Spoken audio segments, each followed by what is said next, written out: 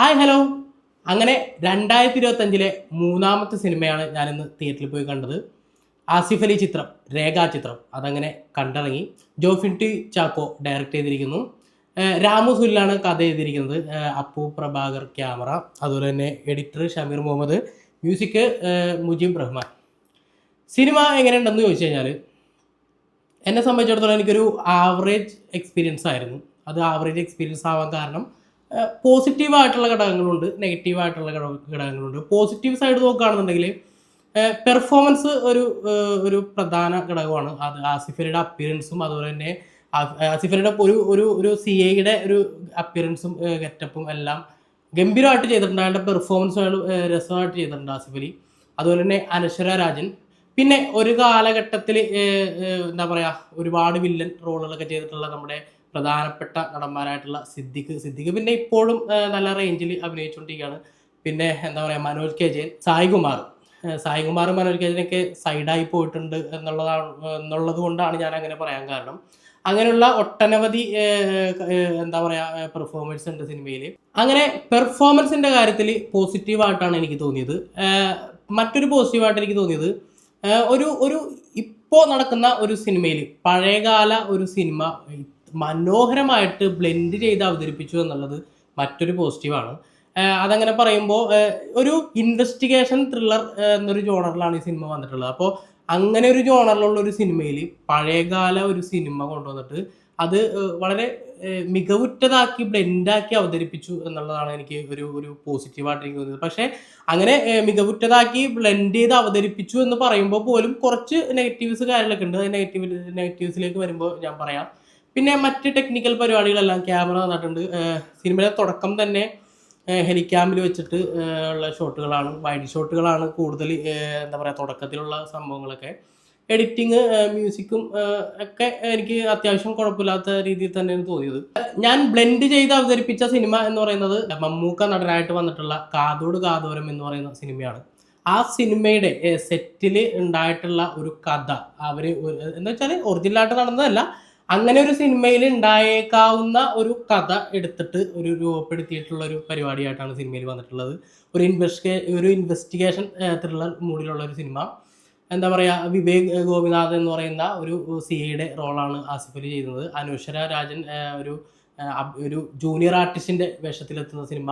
കഥ നടക്കുന്ന പ്രസന്റിൽ നിന്നും ഒരു 40 വർഷങ്ങൾക്ക് മുമ്പ് നടക്കുന്ന ഒരു ക്രൈമും ആ ക്രൈമിന്റെ ഇൻവെസ്റ്റിഗേഷനിലോട്ട് എങ്ങനെയാണ് സിനിമ എത്തുന്നത് എന്നുള്ളതാണ് പ്രധാന ത്രെഡ് എന്ന് പറയുന്നത്. നെഗറ്റീവ്സിലേക്ക് വരുമ്പോൾ ഇതിൽ ഉപയോഗിച്ചിട്ടുള്ള ഇപ്പോൾ കാതോട് കാതോരം എന്ന് പറയുമ്പോൾ സ്വാഭാവികമായിട്ടും മമ്മൂക്ക ഒരു പ്രധാനപ്പെട്ട ഒരു ഫാക്ടറാണ്. അപ്പം മമ്മൂക്ക ഇവർ AI-യിലാണ് ഇതിൽ ഉപയോഗിച്ചിട്ടുള്ളത്. അത് വേണ്ടിയിരുന്നോ എന്നുള്ളത് എന്നിലെ പ്രേക്ഷകനെ ഒരു അല്പം ഒരു ബുദ്ധിമുട്ടുണ്ടാക്കിയ ഒരു കാര്യമാണ്. കാരണം പല സ്ഥലത്തും നമ്മളിങ്ങനെ AI-യിൽ ഒരാളെ ക്രിയേറ്റ് ചെയ്ത് നോക്കുമ്പോൾ പ്രത്യേകിച്ച് മമ്മൂക്കയെ പോലുള്ള ഒരാളെ നമുക്ക് അക്സെപ്റ്റ് ചെയ്യാൻ ഇത്തിരി ബുദ്ധിമുട്ടുണ്ട്. എനിക്ക് പേഴ്സണലി ഞാൻ ഒരു പ്രേക്ഷകൻ എന്ന രീതിയിൽ എനിക്ക് ഒരു ബുദ്ധിമുട്ടുണ്ടായിരുന്നു. ഒരു സ്ഥലത്ത് മാത്രം ഒരു അല്പം കുഴപ്പമില്ലാത്ത രീതിയിൽ എനിക്ക് തോന്നി. ബാക്കിയുള്ളിടത്തൊക്കെ എനിക്ക് ഭയങ്കര ഒരു അരാജകമായിട്ടാണ് എനിക്ക് തോന്നിയിട്ടുള്ളത്. പിന്നെ ഇതിനകത്ത് മറ്റേ 1000 വർണ്ണങ്ങൾ കൂടെ വന്നു അങ്ങനെ ഒരു പാട്ടുണ്ടല്ലോ ഈ കാതോട് കാര്യത്തിൽ. ആ പാട്ട് മമ്മൂക്ക പാടുന്നതായിട്ട് AI-യുടെ സഹായത്തോടെ മമ്മൂക്ക പാടുന്നതായിട്ട് കാണിച്ചിട്ടുണ്ട്. പക്ഷേ ആ സമയത്തൊക്കെ ഭയങ്കര മോശമായിട്ട് തോന്നി. എനിക്ക് തോന്നി ആ സിനിമയിൽ തന്നെ കാതോട് കാതോരത്തിൽ തന്നെ മമ്മൂക്കയുടെ ക്ലോസപ്പ് ഷോട്ട് അവർ വെക്കുന്നുണ്ട്. അപ്പോൾ ആ ക്ലോസപ്പ് ഷോട്ട് എനിക്ക് തോന്നുന്നു ക്ലാരിറ്റി കുറവായത് കൊണ്ടാവാം അവർ, പക്ഷേ അത് കുറച്ചും കൂടി AI-യുടെ സഹായത്തോടെ തന്നെ കുറച്ചുകൂടി ക്ലാരിറ്റി ആക്കിയൊക്കെ അത് കാണിച്ചിരുന്നെങ്കിൽ കുഴപ്പമില്ലാതെ വന്നേനെ. പക്ഷേ ഇപ്പം മമ്മൂക്ക AI-യിലായിട്ട് കാണിച്ചത് എനിക്ക് ഒട്ടും വർക്കായില്ല. ഫസ്റ്റ് ഹാഫ് എനിക്ക് തരക്കേടില്ലാതെ തോന്നി.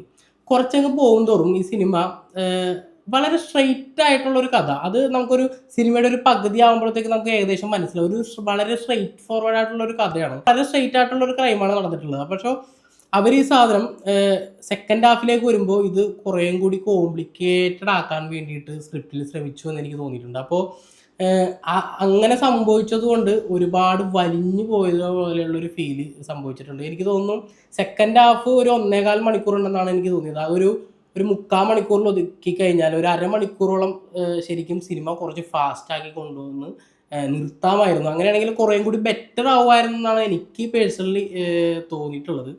പിന്നെ ഇതിലെ ഒരു പ്രധാനപ്പെട്ട ഒരു നെഗറ്റീവ് എനിക്ക് തോന്നിയത്, മമ്മൂക്കയെ ഓൾറെഡി ഒരു നെഗറ്റീവ് അല്ല സോറി എയിൽ ഒരു കാണിച്ചിട്ടുണ്ട്. ജഗദീഷ് നടൻ ജഗദീഷായിട്ട് തന്നെ ഒരു സംഗതി വരുന്നുണ്ട്. അപ്പോൾ ജഗദീഷിനെയും എന്തുകൊണ്ട് എയിൽ കാണിച്ചൂടെ? എന്തായാലും മമ്മൂക്ക എയിൽ കാണിച്ചു. എനിക്ക് അഭിപ്രായ വ്യത്യാസം ഉണ്ടെങ്കിലും മമ്മൂക്ക എയിൽ കാണിച്ചു. അപ്പൊ എന്തുകൊണ്ട് ജഗദീഷിനെ എയിൽ കാണിച്ചൂടാ? ജഗദീഷ് ഒരു കഥാപാത്രമായിട്ടല്ല വന്നിട്ടുള്ളത്. ജഗദീഷ് എന്ന നടനായിട്ട് തന്നെയാണ് ആ സിനിമയിൽ വന്നിട്ടുള്ളത്. അപ്പൊ സ്വാഭാവികമായിട്ടും ജഗദീഷിന്റെ ആദ്യ കാലത്തും ജഗദീഷിന്റെ ഫേസ് തന്നെ ആയിരിക്കണമല്ലോ. ഇപ്പോൾ ഓസ്ട്രേലിയ എന്ന് പറയുന്ന സിനിമയിൽ ജഗദീഷിന്റെ പഴയ കാലം വേറൊരു ആക്ടറിനെ കൊണ്ടാണ് അവർ കാണിച്ചിട്ടുള്ളത്. ഈ സിനിമയിൽ ജഗദീഷ് തന്നെ ആയിട്ടാണ് സിനിമയിൽ വരുന്നത്. അപ്പോൾ ജഗദീഷിനെ എന്തുകൊണ്ട് അങ്ങനെ കാണിച്ചുകൂടാ എന്നുള്ളൊരു ചോദ്യമുണ്ട്. അതെനിക്ക് ഒട്ടും എന്താ പറയുക ഒരു റെലവൻ്റ് ആയിട്ട് എനിക്ക് തോന്നിയില്ല. അങ്ങനെ കുറേ പ്രശ്നങ്ങളുണ്ട് സിനിമയിൽ, പെർഫോമൻസ് വൈസും അതുപോലെ തന്നെ ആ സിനിമയുടെ കുറച്ച് കാലങ്ങളൊക്കെ ഉപയോഗിച്ചൊക്കെ കൊണ്ട് എനിക്ക് തോന്നിയതാണ്. എനിക്കൊരു ആവറേജ് പരിപാടിയായിട്ടാണ് എനിക്ക് പേഴ്സണലി സിനിമയെ തോന്നിയത്. നിങ്ങൾക്ക് എങ്ങനെയാണ് തോന്നിയതെന്ന് കമൻറ്റിൽ രേഖപ്പെടുത്താം. അപ്പോൾ മറ്റൊരു സിനിമയുടെ വിശേഷമായിട്ട് വീണ്ടും വരാം.